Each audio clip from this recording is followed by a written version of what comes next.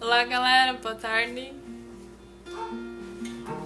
Testar o som? Tá. Testar o som pra ver se tá funcionando.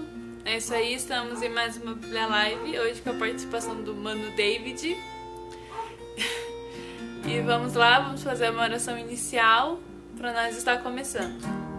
Paizinho amado, mais uma vez estamos, Pai, fazendo a Tua vontade, Senhor. Estamos, Paizinho, fazendo Bíblia Live. Pai, que a nossa mensagem, Senhor, alcance pessoas, Pai, que estão, Paizinho, precisando ouvir a Tua voz hoje, Paizinho, não somente hoje, Pai.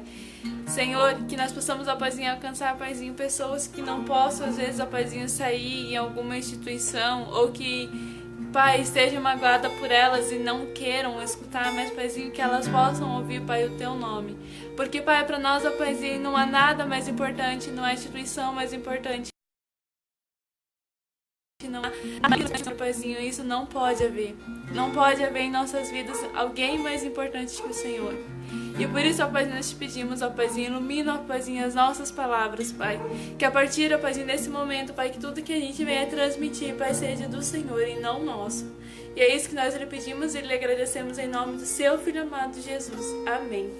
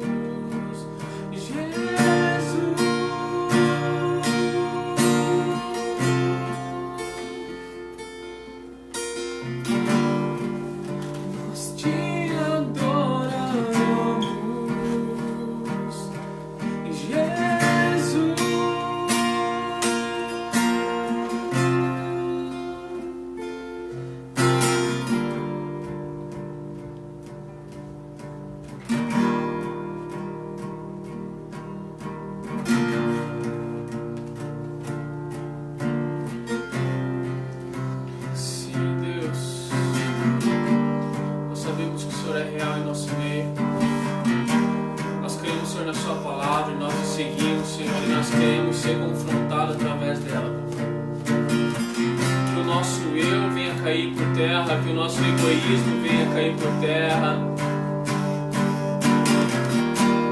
Senhor, que tudo que é da carne venha cair por terra e que prevaleça o Espírito Santo em nós, porque nós somos a morada dele.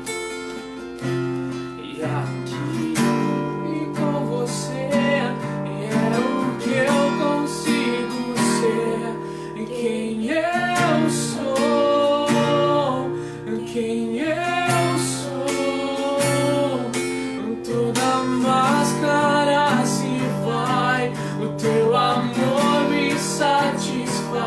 eu me sinto tão bem, eu me sinto tão bem aqui com você, é o que eu consigo ser, quem eu sou, quem eu sou, toda máscara se vai, o teu amor me satisfaz. Eu me sinto tão bem, eu me sinto tão bem, e é aqui que eu me sinto muito bem, é aqui que eu me sinto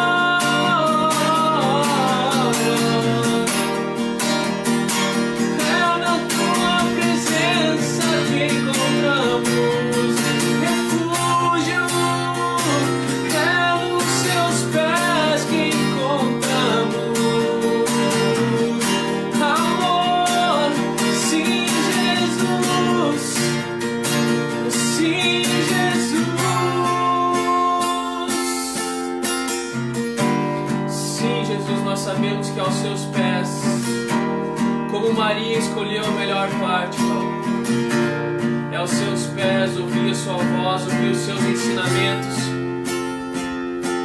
ouvir, Senhor, a sua voz que é doce e suave, que nós viemos parar de ser como Marta, ficar tão afadigada, ficar tão preocupada com tantas coisas a fazeres, mas que nós viemos sentar na sua presença e ouvir, sentar na sua presença, Senhor, e entregar o nosso coração a Ti, Papai.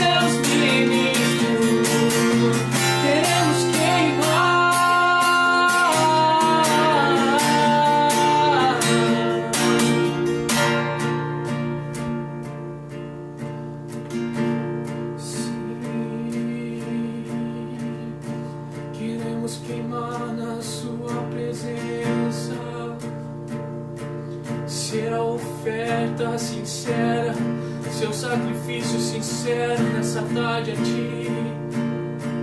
Que nós possamos ser verdadeiro naquilo que a gente faz para Cristo. Que a gente venha ser verdadeiro e entregar o nosso melhor para Ele. Que venha subir como um perfume, com um incenso agradável diante das narinas do Pai. Nós sabemos que chegará um tempo, nós sabemos que chegará um momento onde nós seremos em Cristo Jesus arrebatados diante aos céus. E lá não haverá mais choro, lá não haverá mais lágrimas, lá só haverá a glória do Criador. E Apocalipse fala que Deus está lá nos céus e Ele é adorado pelos anciões, Ele é adorado pelos anjos. e eles se dobram porque eles não aguentam, eles não suportam a glória do Senhor, por isso eles têm que se dobrar e declarar que Deus é santo. Eu quero conhecer-te cada dia mais, a ti estar em tua presença e te adorar.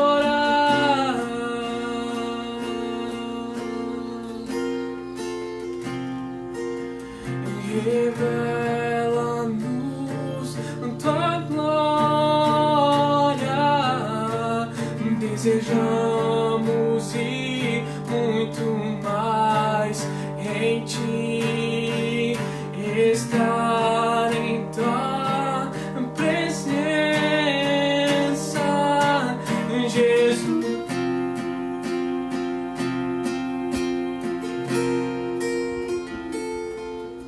E ao que está sentado sobre o trono, e ao que vive para sempre, sempre, seja a glória, seja a honra e o poder, seja a glória, seja a honra e o poder. Nós declaramos que ao que está sentado sobre o trono,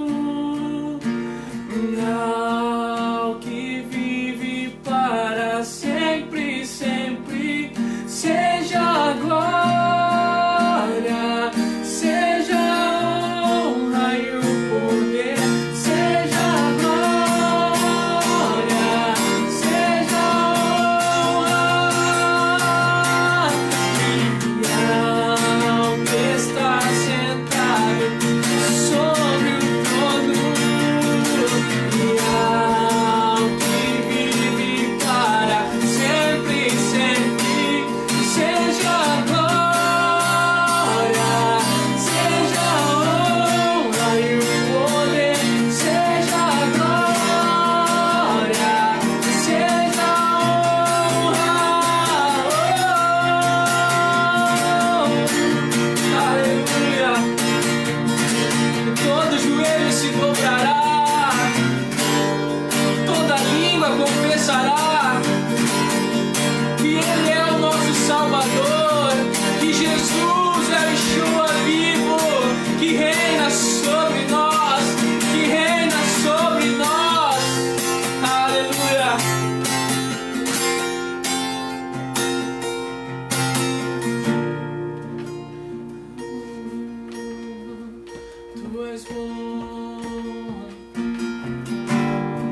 Tu és bom, Jesus, e a sua misericórdia dura para sempre. Tua misericórdia dura para sempre.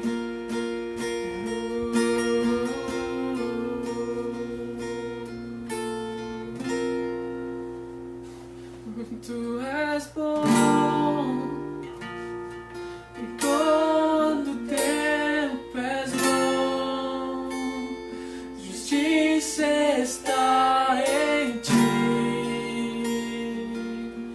teu amor é para sempre.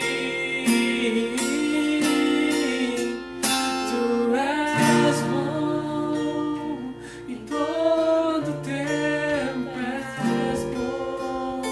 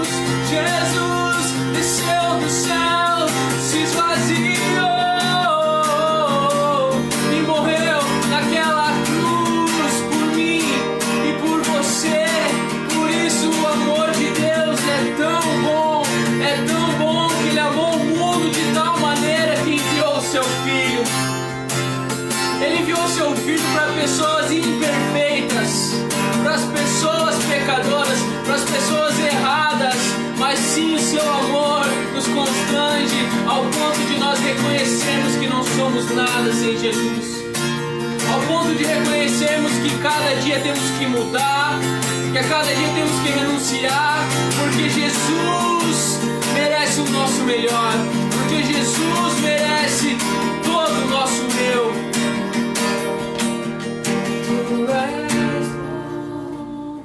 Em todo tempo és bom, justiça está em ti, teu amor é pra sempre.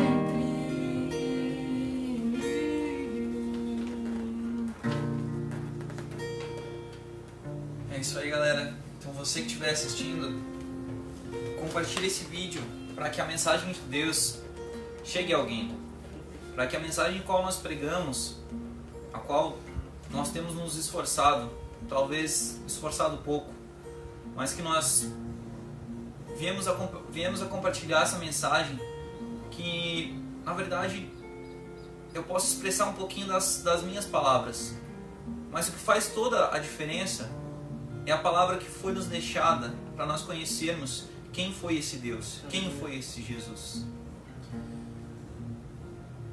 Hoje eu trouxe uma parte de um texto acadêmico que eu escrevi no final de fevereiro para uma instituição de ensino, e para fazer análise justamente com todas essas palavras as quais a gente vai ler hoje. Então, lembrando que nós tivemos um apóstolo, também chamado de apóstolo dos gentios, Paulo. Ele escreveu a Timóteo, exortando a Timóteo, aquele que ele chamava de um filho na fé, assim como ele também chamou a Tito, assim como provavelmente ele chamava outras pessoas. Mas ele escreveu 2 cartas para Timóteo. Na segunda carta, no capítulo 4, no versículo do 1 ao 5, ele escreveu assim: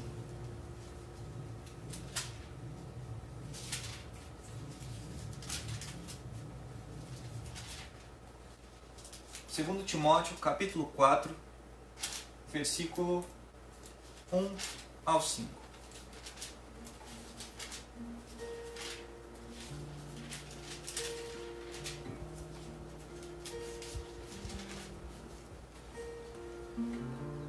Ele escreveu: Conjuro-te perante Deus e Cristo Jesus, que há de julgar vivos e mortos, pela sua manifestação e pelo seu reino. Prega a palavra, insista, quer seja oportuno, quer não. Corrige, repreende, exorta com toda longanimidade e doutrina. Pois haverá tempos em que não suportarão a sã doutrina. Pelo contrário, cercar-se-ão de mestres segundo as suas próprias cobiças, como quem, sentindo coceira nos ouvidos, e se recusarão a dar ouvidos à verdade, entregando-se às fábulas. Tu, porém, sê sóbrio, em todas as coisas, suporta as aflições, faz o trabalho de um evangelista, cumpre cabalmente o teu ministério.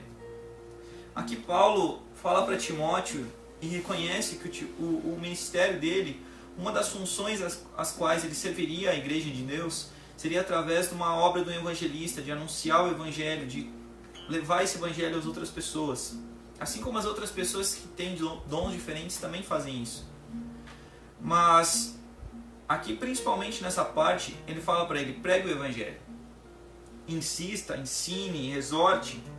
E às vezes é uma parte que realmente é um pouquinho difícil. Às vezes não quando eu só leio isso, mas quando eu trago para a realidade esse versículo, quando eu trago para a minha vida, essa palavra que ela nos confronta a todo tempo. Porque aqui a gente tem exortações as quais chegaram hoje nas nossas mãos para que nós tivéssemos ideia. E é claro que a gente vai respeitar os contextos da época, os contextos do que estava sendo escrito, para quem estava sendo escrito. Mas aqui Paulo já fala, se ele falou para Timóteo, nós vamos tirar Timóteo e colocar a gente, mas quando ele fala para as igrejas, ele também fala coisas parecidas. Ele fica assustado com uma igreja que cresceu em 3 semanas, e não tanto com outra, mas necessariamente como uma igreja teve o seu crescimento, o que precisou dela crescer para que em 3 anos as pessoas começassem a recolher pessoas, a pastorear uns aos outros. Então Paulo foi muito inteligente no seu ministério. Talvez não tanto igual nós, porque eu mesmo acharia um jeito de tentar pregar o evangelho e não dar tanta cara para bater para ser preso, para isso, para aquilo. Talvez hoje que eu sou meio louco, talvez sim, mas quem sabe naquela época não, porque naquela época os judeus estavam acostumados com apedrejamentos, tinha isso, tinha aquilo, tinha essa punição. Tanto que o fio da espada não seria a minha escolha. Então quando a gente olha para Paulo falando para Timóteo, Paulo destacando essas pequenas palavras, isso que nós lemos só 5 versículos, a gente já entende que esse evangelho ele precisa ser pregado, esse evangelho precisa chegar às outras pessoas. E essas pessoas talvez precisem de uma palavra também para elas, para que elas tenham conhecimento, para que elas tenham a noção de que tem pessoas que oram por elas, tem pessoas que estão preocupadas com elas. Para complementar e para entrar na mensagem principal, em Colossenses, um pouquinho antes, no capítulo 3, do versículo 12 ao 17, essa é uma carta das mais gostosas de ler. Ela é calminha e por mais que ela exorte um pouquinho e talvez leve a gente lá no chão, é uma das que mais nos mantém motivados. Então em Colossenses 3, no 12 ao 17, está escrito: revesti-vos, pois, como eleitos de Deus, santos e amados, de ternos afetos de misericórdia, de bondade, de humildade, de mansidão, de longanimidade. Suportai-vos uns aos outros, perdoai-vos mutuamente, caso alguém tenha motivo de queixa contra outrem. Assim como o Senhor vos perdoou, assim também perdoai vós. Acima de tudo isso, porém, esteja o amor, que é o vínculo da perfeição. Seja a paz de Cristo o árbitro em vosso coração, a qual também fosse chamados em um só corpo, e sede agradecidos. Habite ricamente em vós a palavra de Cristo, instruí-vos e aconselhai-vos mutuamente em toda sabedoria, louvando a Deus com salmos e hinos e cânticos espirituais, com gratidão em vosso coração.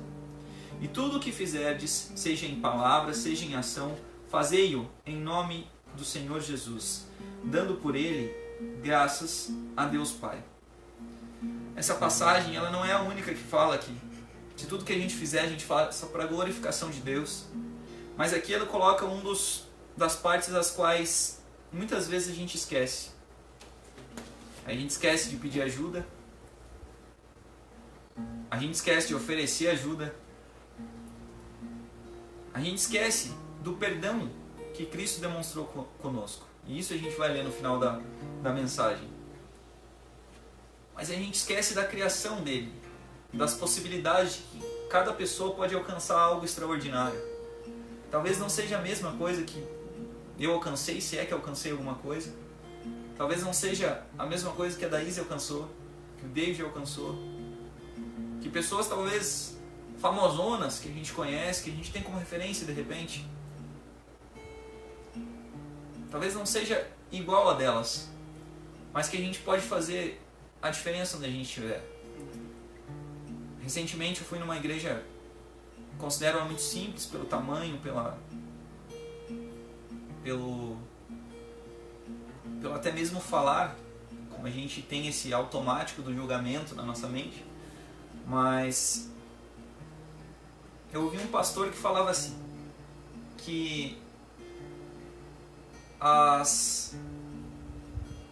aonde você estiver, as pessoas às vezes elas esperam de repente que você seja presbítero, que você seja diácono, que você seja bispo, que você seja pastor. Mas à sua volta, como você tem pastoreado as pessoas que estão em sua volta? Que nesse momento, esse dom está sobre você. Talvez não seja aquele dom ministerial ao qual a gente vê e aconteceu hoje e no passado aconteceu, e talvez ele exista e muito provavelmente acreditamos que sim. Mas o dom que foi confiado a você. Nós não vamos chegar a falar de parábolas que Jesus falou hoje, mas eu escrevi uma mensagem a qual ela desafia a gente a pensar um pouco mais fora da caixa que a gente está acostumado. Recentemente eu tive uma opção e tive uma facilidade até muito grande com uma coisa que eu gostaria de fazer há bastante tempo, que era a faculdade de teologia. E eu descobri que no começo eu fiquei até com medo, porque eu achava, poxa, vou fazer a faculdade de teologia e vou ficar a mitidão. Vou ficar o cara sabedor dos saberes e vou começar a humilhar as pessoas, alguma coisa assim. Mas, assim como nós lemos na passagem, será que isso glorifica a Deus? Será que é uma ação que vai glorificar a Deus? Talvez se humilhar, esse de repente diminuir as pessoas, alguma coisa assim, não traga glorificação a Deus. Mas o objetivo da teologia, que é um ramo da filosofia, alguns chamam de ciência, mas tecnicamente na escrita a gente vê que é um ramo da filosofia, nós vemos que ela foi feita para estudar a revelação de Deus. Pode ser que a gente estude outras matérias de outros deuses, de outros isso, de outros aquilos, mas a revelação de Deus traz os ensinos, o carinho, o amor, a revelação de quem foi Jesus, de quem é Jesus, que nos traz a nós, a cada coração que às vezes meio teimoso, meio duro, traz a gente e leva para as outras pessoas. Porque se essa palavra realmente confronta a gente, ela vai causar uma mudança. Não é eu querer impor regrinhas para vocês, dizendo não faça isso, não faça aquilo. Mas se nós reconhecemos tal sacrifício, tal amor, o que Ele gostaria para nós?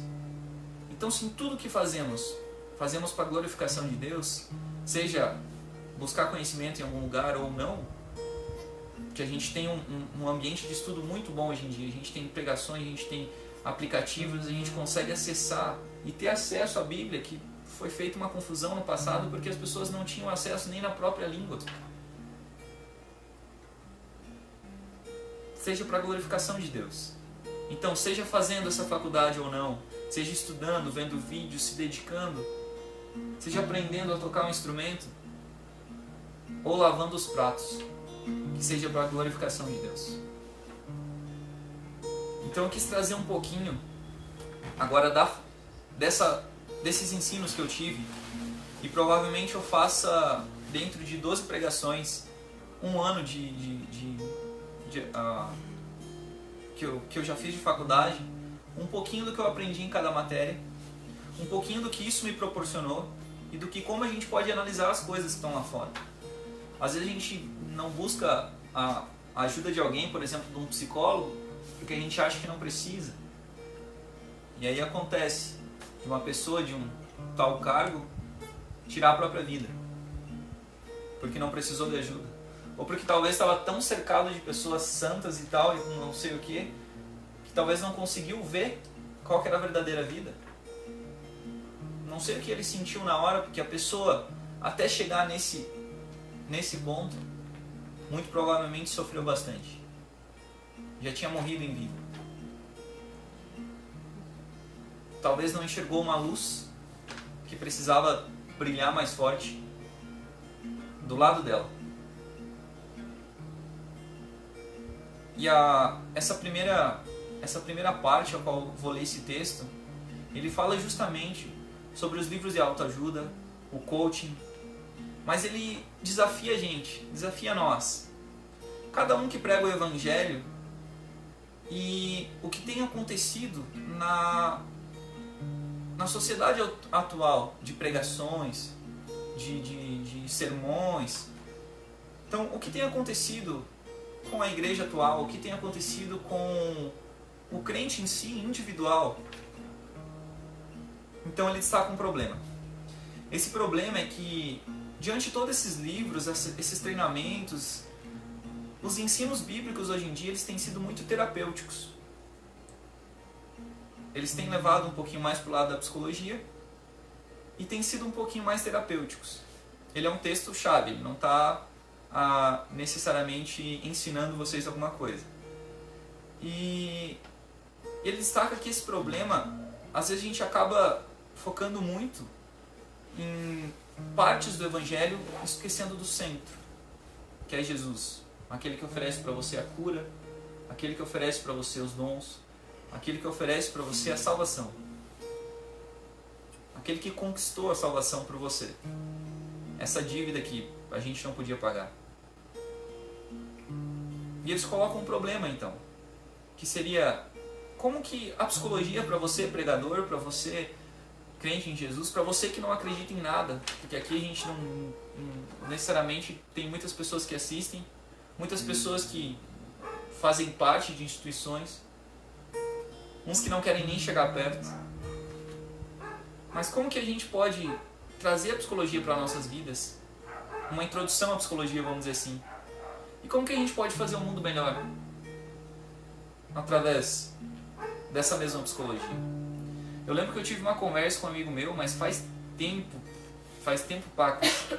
E ele destacava a necessidade de repente, poxa, se nós formos cristãos mesmo, e demonstrarmos e sermos luz nos ambientes que nós estamos, nós vamos ver o moço que ensacola o mercado lá, que é cristão, fazendo a diferença. Nós vamos ver o cara que é psicólogo fazendo a diferença. Nós vamos ver isso, vamos ver aquilo, vamos ver pessoas em diferentes lugares que são cristãos e estão demonstrando ser luz aonde estão. Através do seu trabalho, através do sorriso, através do tratar. E isso pode fazer do mundo um lugar melhor. E por mais que a gente viu, chegará um momento que as pessoas não escutarão mais as palavras, ou pelo menos a palavra. Não necessariamente as nossas palavras, mas a palavra dele. Será que a gente pode trazer esse contexto de psicologia para os dias de hoje? Vamos tentar? Então eu escrevi, obviamente fazendo uma saudação aos meus colegas, participantes, os professores e moderadores do fórum que foi proposto essa discussão. E eu escrevi o seguinte: para analisar a questão, nós devemos partir realmente do significado da palavra psicologia, notando que aconteceu uma transição de conceitos e observando como os interpretamos hoje. Parte da filosofia que estuda os fenômenos psíquicos ou empiricamente sugestivos. Não nos traz uma resposta, e sim algumas perguntas. Assim como na Bíblia, eu vou abrir alguns parênteses aqui, a gente não pode necessariamente apenas saber um contexto e distorcer ele às vezes. Por isso eu escrevi isso. Saber o conceito de alguma palavra não nos dá o direito de distorcê-la à nossa opinião. Porém, ajuda a formular novas argumentações sobre o tema a ser discutido. Permitam-me fazer uma breve argumentação.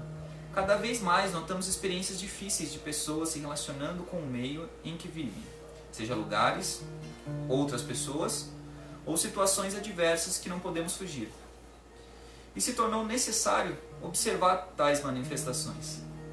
Quando fazemos um comentário para alguém, ela tende a analisá-lo e reter o que acha necessário para o próprio proveito. Por exemplo, falamos para algum jovem que está preocupado com os estudos que se ele praticar exercícios físicos irá melhorar suas notas. Certamente irá pensar se aquilo é relevante para si. Abrindo parênteses aqui, e se realmente vai funcionar.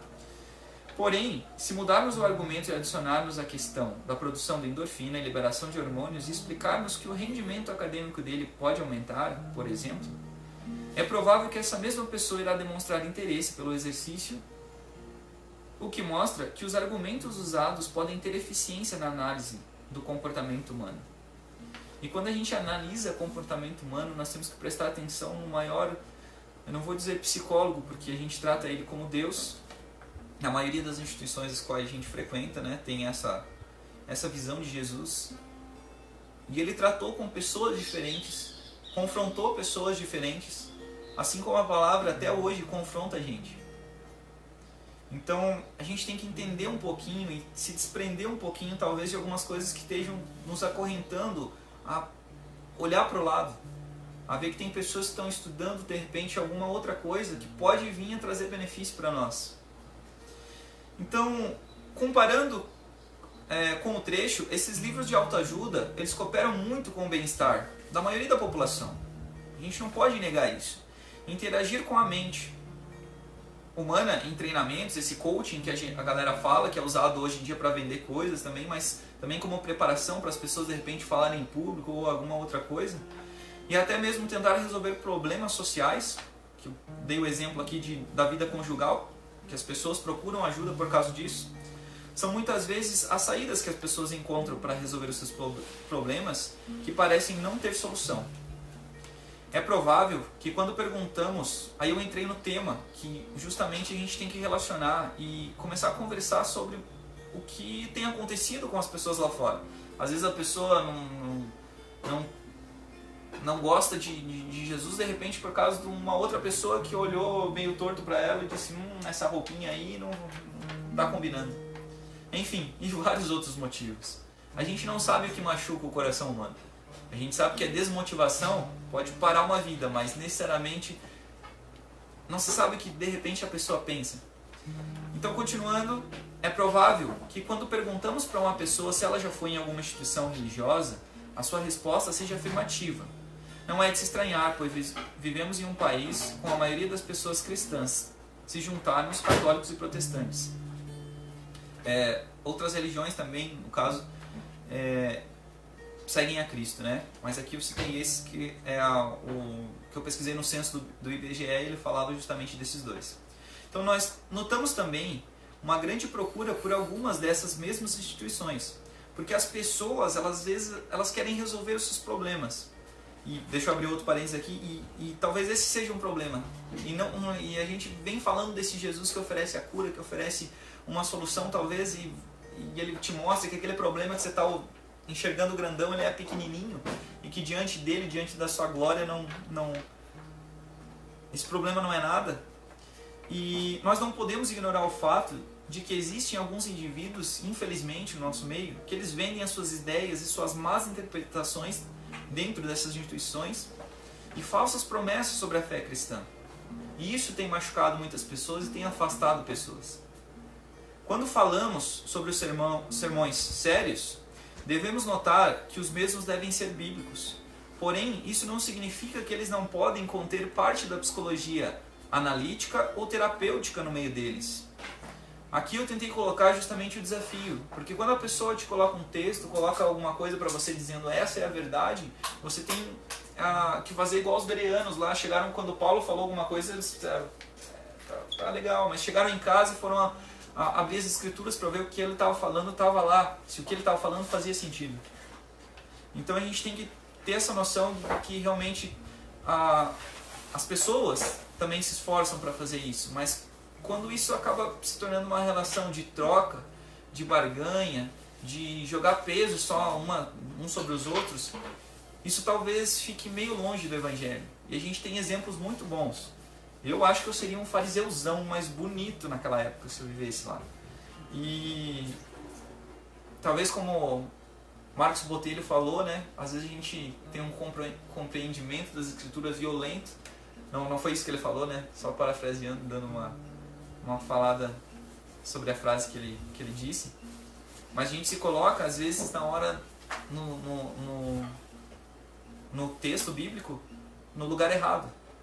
A gente não é o irmão, necessariamente. A gente até pode ser o filho que voltou para casa correndo para os braços do pai arrependido. Mas muitas vezes a gente é o irmão que não quis deixar ele voltar, que ficou meio assim, poxa, ele pegou a herança, gastou, fez isso, fez aquilo. Ou a gente seria o pai que não deixaria aquele filho voltar de jeito nenhum. Então a gente acaba, talvez, se colocando no texto, não analisando o que o texto pode falar pra gente. Então quando nós citamos um trecho muito conhecido da carta de Filipenses, escrita por Paulo, o apóstolo, no capítulo 4, versículo 13, tudo posso naquele que me fortalece, notamos que se contextualizarmos esse mesmo trecho, Paulo está falando sobre as dificuldades que enfrentou e que tanto sabia viver com pouco ou muito, bem alimentado ou com fome. De fato, mostrava que poderia enfrentar qualquer coisa. Desconsiderando qualquer interpretação maliciosa que a gente possa ter sobre esse texto, um sermão preparado com a direção de Deus e a luz do Evangelho de Jesus Cristo observaria questões comportamentais de Paulo, que é assim igual as pessoas fazem na psicologia. Então, ele só nesse pequeno trecho e no contexto que tem ali em volta um pouquinho, ele crê em Deus, não se deixa abalar por nada e demonstra um aspecto cuidadoso com as pessoas que viviam em Filipos, porque ele escreveu aquela carta para eles. No caso, escrevendo cartas não só para Filipos, mas para outras igrejas, outros locais também, aos quais moravam os santos, estavam os santos, para se comunicar, ensinando, exortando, advertindo, agradecendo e etc. Ele fazia muitas coisas nas cartas dele. O último parágrafo, de fato, creio que a psicologia está presente o tempo todo em minha vida. Porém, ela oferece diferentes estudos e conceitos sobre os temas aos quais eu não posso concordar sempre.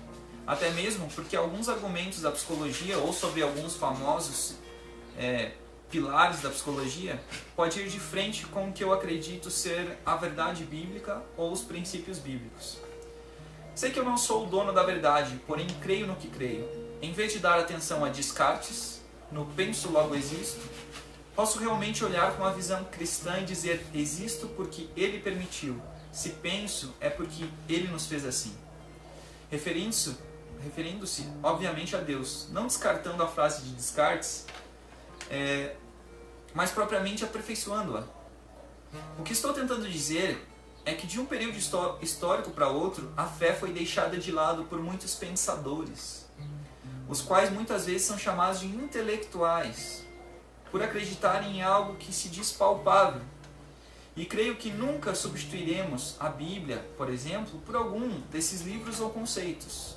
Mas para que não haja equívoco, para não haver equívocos, não estou dizendo que não preciso ou precisaria da ajuda de algum psicólogo, por exemplo.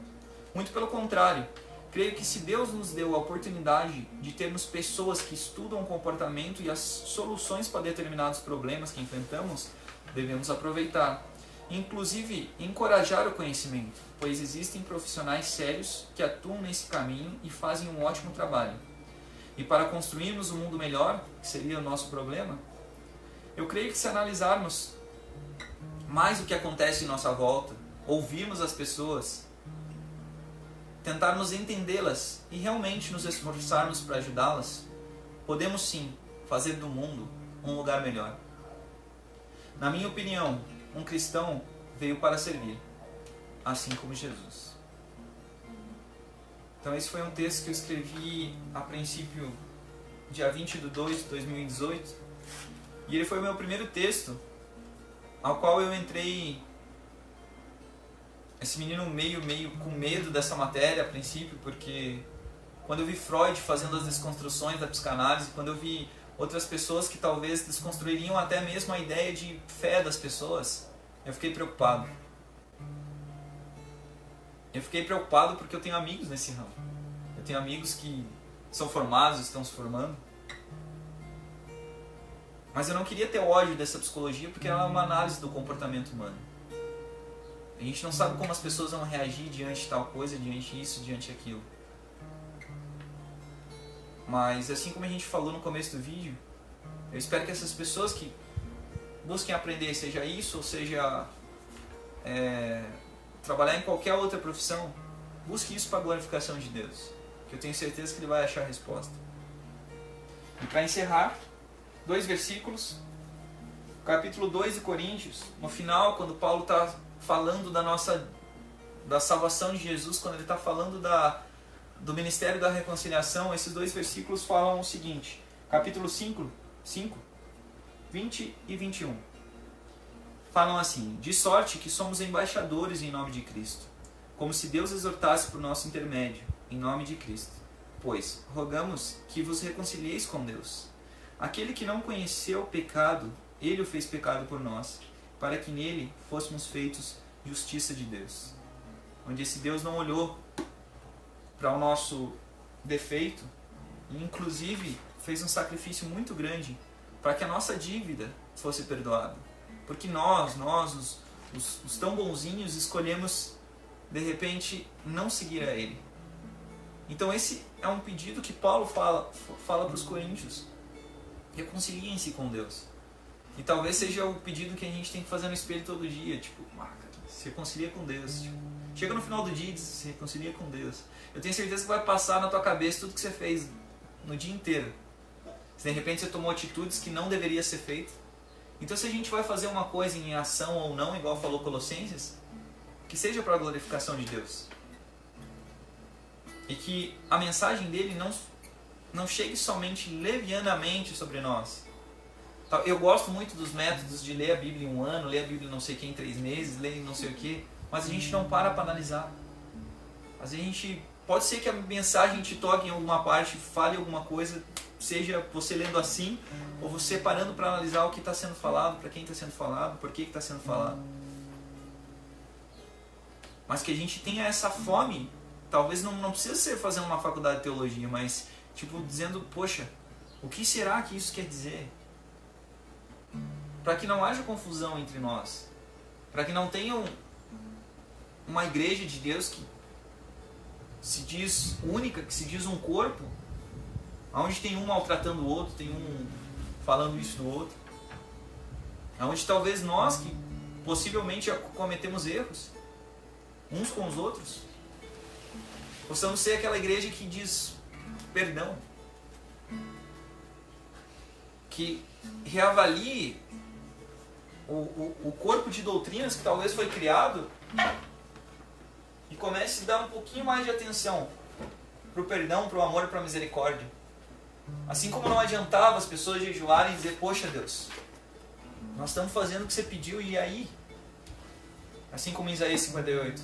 Assim como Zacarias também fala, mas é um outro contexto, é uma outra história. Mas em Isaías 58 fala. E ele pergunta ao povo, dizendo, esse é o jejum agradável que eu pedi para vocês? Esse foi o jejum que eu pedi? Eu quero que vocês desatem essas correntes da impiedade. Onde hoje nós, cristãos, se olhamos para hoje, nós somos muito impiedosos. Seja com alguém que pensa diferente, ou seja, a nossa volta. Então quando que nós, cristãos, vamos pensar um pouquinho, parar, refletir, dizendo, eu quero conhecer mais desse Jesus. Eu quero conhecer mais de Deus. Não faz mal você assistir uma pregação judaica, ver o que realmente eles pensam sobre Jesus, o que outra religião pensa, o que isso pensa, o que isso pensa. Mas tem que lembrar que se nós temos fé, realmente, de fato, de coração, de palavras, que às vezes ficam só nas palavras, infelizmente, nesse Jesus, que nós sejamos um pouquinho mais parecidos com Cristo. Não é necessariamente ser uma cópia de Jesus, né? Mas é ser justamente aquele que vai buscar aquela perfeição que Paulo fala nas cartas dele. Para que nós ficamos um pouquinho mais parecidos. E finalmente ser luz e sal. Para não ficar aquele sal sem gosto, que vai ser uma hora pisado pelos homens. Isso não quer dizer necessariamente de uma de que vai ser tudo maior maravilha, que de repente a gente vai ficar famosão, que a gente vai ir para isso, vai ir para aquilo, vai virar a grande pessoa referência. Não é necessariamente isso. Ou que as pessoas vão perseguir a gente com chicote. Pode ser que isso aconteça, pode ser que não aconteça, mas eu quero ter coragem aos caras que seguiam um Deus sabendo tão meio, vamos dizer assim, eu considero tão pouco sobre ele, sabendo tão pouco, dizendo assim, olha, se você jogar a gente nessa fornalha, tá beleza. Se a gente queimar, a gente queima. Se não queimar, é para a glória do nosso Senhor. E cadê eu, então? Cadê você? Cadê a gente desse mundo? Cadê a luz? Cadê o sal? E isso justamente eu falo com o maior amor e carinho, porque eu me considero um dos pecadores horríveis. Assim como Paulo falou que ele se considerava o maior dentre todos. Mas que a gente busque realmente a verdadeira essência de ser um adorador constante, de uma vida com Jesus, e não somente de momentos, de 1 hora, 2 horas, de 3 vezes, de cargos, de prédios. Porque se de repente isso não existir mais, ou ser cancelado, ou ser destruído, ou ser alguma coisa, e aí? O que você vai fazer? Hoje aqui no Brasil a gente tem liberdade, mas em muitos lugares eles não têm liberdade para pregar esse evangelho. E o que a gente vai fazer? E o que eu e você vamos fazer? Então que a gente não esqueça dessa dívida que Jesus perdoou e que Ele sempre foi muito carinhoso com a gente, ensinando a gente conceitos e princípios básicos de dar outra face, de caminhar uma outra milha, de orar pelos inimigos. E Ele fala mais ainda. Ele fala que vantagem que vocês têm, que benevolência que é essa que vocês têm de amar só os que amam vocês, de dar as coisas só para emprestar as coisas só para vocês sabem aquilo que vai devolver. Então que nós tenhamos o coração mais aberto e que nós sejamos mais igreja. Eu sei que é difícil e machuca muito só de falar essa palavra para muita gente, mas que nós sejamos mais servos de Jesus e discípulos de Jesus, ontem, hoje e amanhã. É isso aí. Dá pra encerrar com o refrão da música então.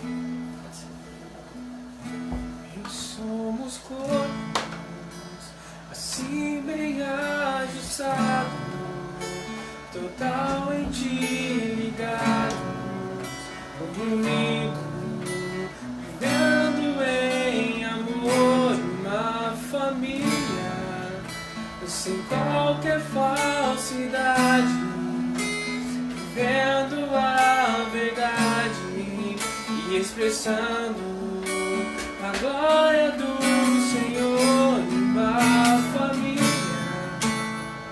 vivendo um compromisso do grande amor de Cristo. Eu preciso de ti, querido irmão, precioso és para mim, querido irmão. É isso aí. Então se você puder, compartilhe essa mensagem. Obrigado. Deus abençoe. Valeu.